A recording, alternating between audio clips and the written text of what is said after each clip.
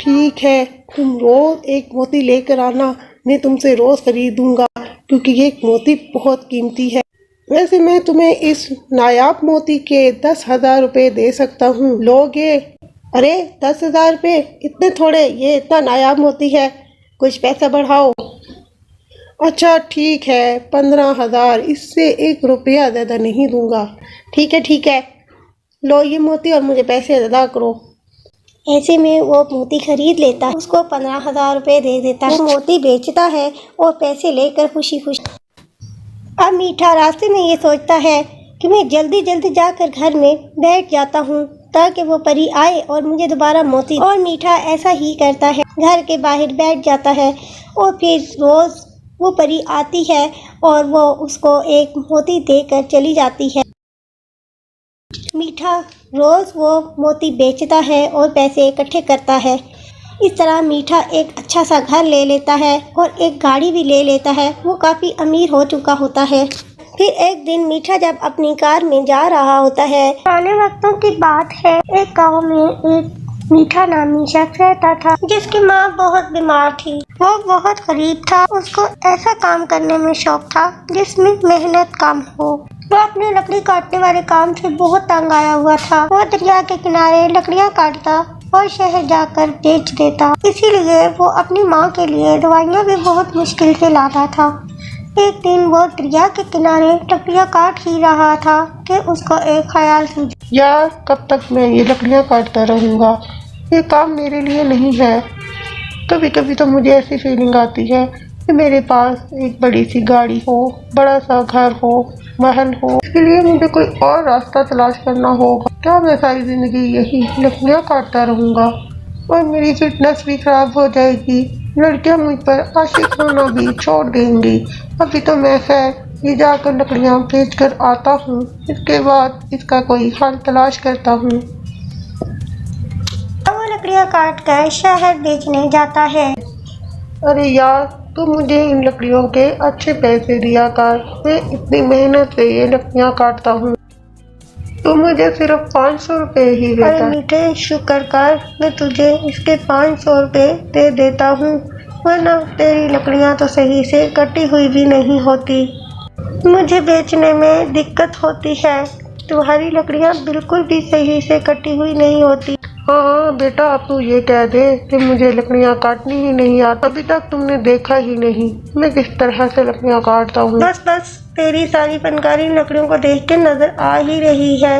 मुझे इन लकड़ियों के सिर्फ 500 रुपये ही मिलेंगे, बता लेने हैं तो बेच। यार भाई, तो क्या हो गया, थोड़ी सी मेरी मदद ही कर दे।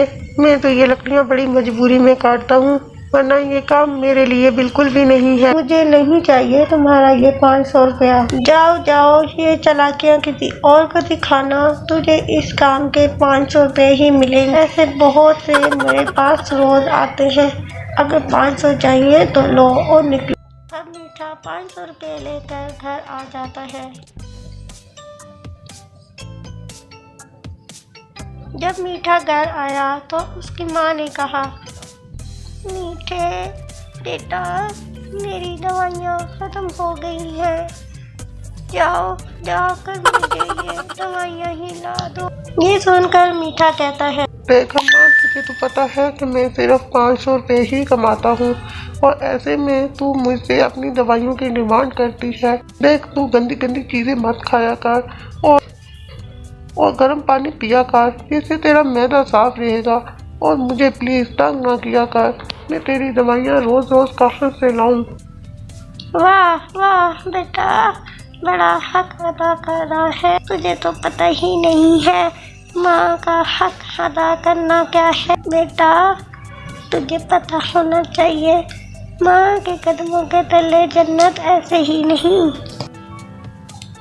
तू इतना छोटा सा था जब तू पैदा हुआ था।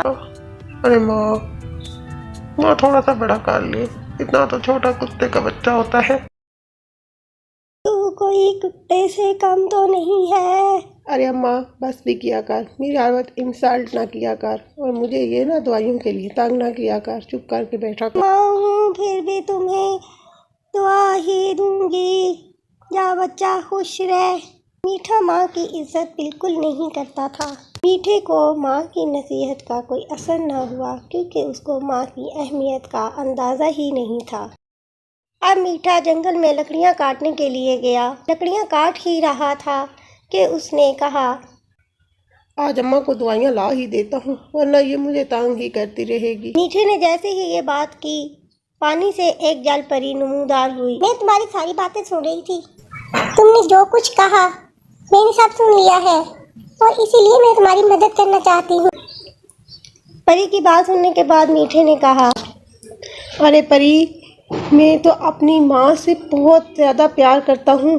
मेरी माँ मुझे मेरी जान से भी ज़्यादा अजीज़ है, लेकिन मैं क्या करूँ, मेरे पास पैसे ही नहीं होते कि मैं उसके लिए दुआ खर्चा करूँ और मैं उसका ख्याल रखूँ करता हूँ। मैं उसके लिए जान भी चाहता हूँ। मैं अपनी माँ से बहुत प्यार करता हूँ। तब परी ने कहा, मुझे बहुत खुशी हुई है कि इस दुनिया में अभी भी बहुत से नेक लोग रहते हैं, माँ बाप का बहुत ख्याल रखते हैं और उनसे प्यार करते हैं। तुम फिक्र नहीं करो, मैं तुम्हारी मदद ज़रूर करूँगी। तो भी ठीक है, अब तुम अपने घर जाओ और मैं रोज़ तुम्हारे घर में एक मोती फेंक जाया करूँगी। उस मोती को तुम बेच देना, जिससे तुम्हारे पास बहुत ज़्यादा रुपया आ जाया करेगा और तुम अमीर हो जाओगे। मीठा परी की बातें सुनकर बहुत खुश कहा, ठीक है। वो दौड़ा दौड़ा अपने घर आकर बैठ गया और परी का इंतजार करने लगा। अभी मीठे को इंतजार करते हुए थोड़ी ही देर गुजरी थी कि वही परी उड़ते हुए उसके घर आई और एक मोती उसके करीब फेंक कर चली गई। मीठे ने वो मोती उठाया। अरे वाह परी, तुमने तो कमाल कर दिया। अब मैं ये मोती जाकर बेचूंगा और देखना, जल्दी से जल्द मैं माला माल हो जाऊंगा। तुम बस रोज एक मोती फेंक जाया करना। अब मीठा ये मोती लेकर अपने घर के करीबी सुनारे की दुकान पर गया और उससे बोला, भाई ये मोती बेचना है, ये देखो कितने का बनेगा।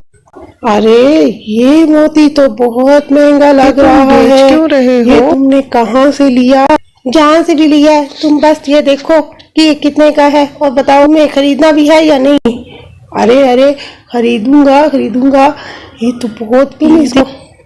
हुआ क्या है ना कि हम लोग बहुत अमीर हैं, हमारे पास ऐसे बहुत सारे मोती हैं। आज मैंने सोचा एक मोती बेच कर देखूं इसकी क्या प्राइस है।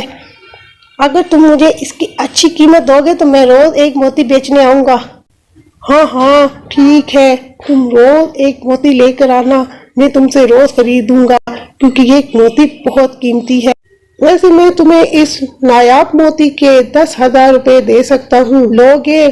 अरे 10,000 रुपए इतने थोड़े, ये इतना नायाब मोती है, कुछ पैसा बढ़ाओ। अच्छा ठीक है, 15,000, इससे 1 रुपया ज्यादा नहीं दूंगा। ठीक है, लो ये मोती और मुझे पैसे अदा करो। ऐसे में वो मोती खरीद लेता है, उसको 15,000 रुपए दे देता है। वो मोती बेचता है और पैसे लेकर खुशी खुशी। अब मीठा रास्ते में ये सोचता है कि मैं जल्दी जल्दी जाकर घर में बैठ जाता हूँ ताकि वो परी आए और मुझे दोबारा मोती। और मीठा ऐसा ही करता है, घर के बाहर बैठ जाता है और फिर रोज वो परी आती है और वो उसको एक मोती देकर चली जाती है। मीठा रोज वो मोती बेचता है और पैसे इकट्ठे करता है। इस तरह मीठा एक अच्छा सा घर ले लेता है और एक गाड़ी भी ले लेता है। वो काफी अमीर हो चुका होता है। फिर एक दिन मीठा जब अपनी कार में जा रहा होता है तो उसे वहां पर कोई रोक कर बोलता है, आपने यहाँ कोई जलपरी देखी है जो यहाँ इस गांव में रोज आती है लेकिन हमें नहीं दिखी? क्यों तुम्हें इस परी का क्या करना है? उस परी का बहुत ज्यादा इनाम है जो उस परी को ढूंढकर हमारे हवाले करेगा। चौधरी साहब उसको बहुत सारी जमीनें और मकान और इसके साथ गाड़ी भी देंगे। ये सुनते ही मीठे की लाल बहती है और वो फिर से लालच में आ जाता है। मीठा कहता है, अगर मैं वो जल परी ढूंढ कर ले आऊं तो फिर मुझे क्या मिलेगा? चौधरी साहब उसका बहुत ज्यादा इनाम देंगे।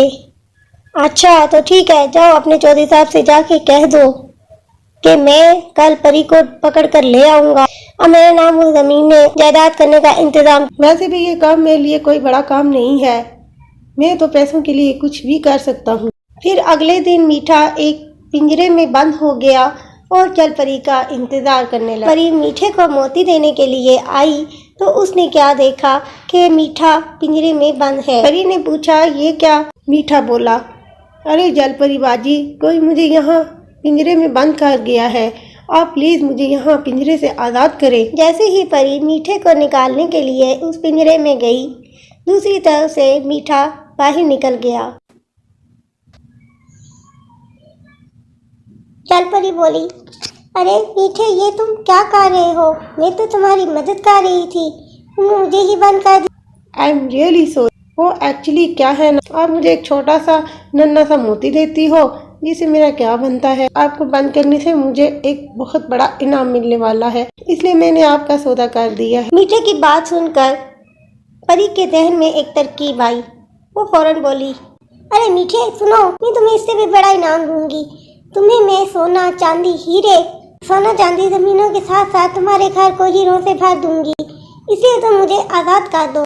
अरे वाह, मेरी तो निकल पड़ी। जैसे ही मीठे ने ये बात सुनी, उसने फौरन से परी को आज़ाद कर दिया।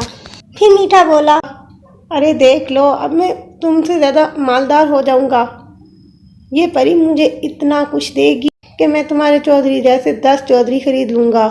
अब मीठा परी से कहता है, अरे परी बाजी, मैंने आपको आज़ाद कर दिया है, अब मुझे आप क्या इनाम देने वाली हो? अरे चुप कर लालची इंसान, ये तो मैंने तुम्हें लालच दिया था। तुम जैसे नखट्टू इंसान को तो इससे भी बड़ी सजा मिलनी चाहिए। अरे नहीं बाजी, आप मुझे चौधरी नहीं छोड़ेगा, रहम मुझ पर कोई रहम कीजिए। अब चौधरी भी वहाँ आ गया। कहाँ है जलपरी? चौधरी साहब, किसने जलपरी को आज़ाद कर दिया है पैसों के लालच में? फिर चौधरी ने मीठे को उल्टा लटका कर ऐसी उसकी दुर्गत बनाई कि उसको नानी याद आ गई। मेरी ये वीडियो अगर आपको पसंद आए तो इसको लाइक ज़रूर कर लें और चैनल को सब्सक्राइब करना ना भूलें कि आने वाली वीडियो इससे भी ज़्यादा अच्छी और मज़ेदार होने वाली है। उसमें हम मिलते हैं आपके साथ एक न्यू कहानी के साथ। उम्मीद है आपको इंतज़ार रहेगा। अल्लाह हाफ़िज़।